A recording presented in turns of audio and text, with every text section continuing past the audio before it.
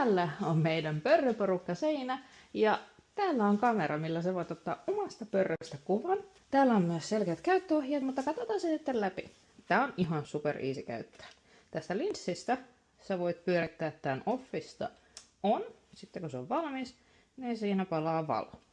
Täällä on tasan yksi nappi, mitä painaa.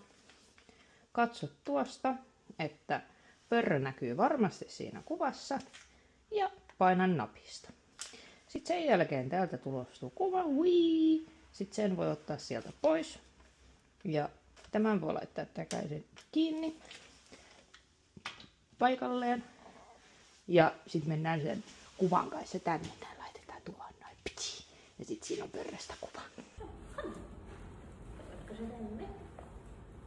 Istu. Hienosti.